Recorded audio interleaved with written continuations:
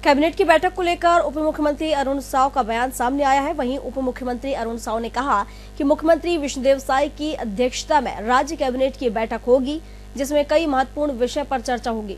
बताया जा रहा है कि पंचायत चुनाव में अधिकतर सीटों में कांग्रेस की जीत पर डिप्टी सीएम ने कहा कि यह चुनाव गैर दलीय आधार पर है। अगर कांग्रेस खुश होना चाहती है तो खुश हो, लेकिन सच्चाई यह है कि जिस प्रकार का परिणाम नगरीय निकाय में आया है, इसी तरह के परिणाम और जनादेश पंचायत चुनाव में भी आ रहे हैं।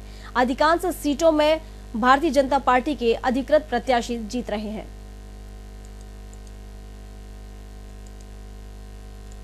देखिए, चूंकि यह चुनाव गैर दलीय आधार पर है, कांग्रेस खुश होना चाहती है तो वो खुश हो, लेकिन सच्चाई ये है कि जिस प्रकार का परिणाम नगरीय निकायों में आया है, उसी तरह के परिणाम, उसी तरह के जनादेश पंचायतों के चुनाव में भी आ रहे हैं। अधिकांश सीटों पर भारतीय जनता पार्टी के कार्यकर्ता, भारतीय जनता पार्टी के जो अधिकृत प्रत्याशी है वो जीत रहे हैं। और आने वाले समय में जब जनपद और जिला पंचायत अध्यक्ष का चुनाव होगा तो ये कांग्रेस के झूठे दावों की पोल अपने आप खुल जाएगी।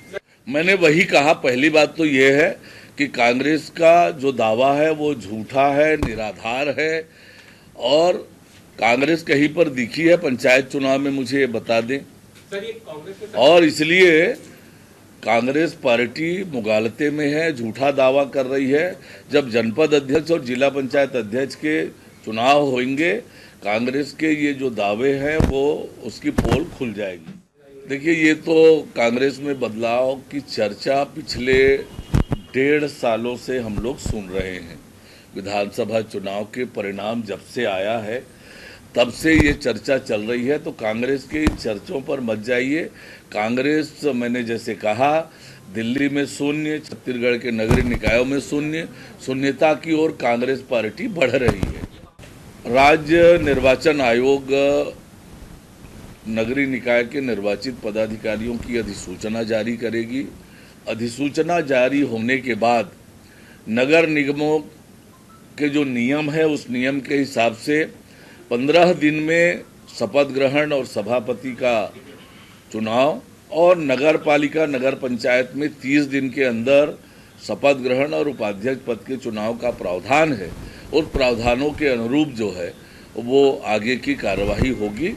पहला काम ये होगा, अभी राज्य निर्वाचन आयोग इसकी अधिसूचना जब भी जारी करेगी, और उसके बाद 15 दिन नगर निगम के लिए और 30 दिन नगर पालिका, नगर पंचायत के लिए निर्धारित है। उस निर्धारित अवधि में ये आगे की कार्यवाही होगी। देखिए, विधानसभा की जब कार्यसूची जारी होगी तब उससे स्पष्ट होगा, पर हमारी सरकार लगातार धर्मांतरण के खिलाफ ठोस और मजबूत कार्यवाहियां लगातार कर रही है। और वो जो समाचार में देख रहे हैं लगातार, और जो कार्यवाही हो रही है, हमारी सरकार के धर्मांतरण को लेकर जो नीति है उसी का ही परिणाम है कि जहां पर भी धर्मांतरण हो रहा है, कठोर कार्यवाही हो रही है।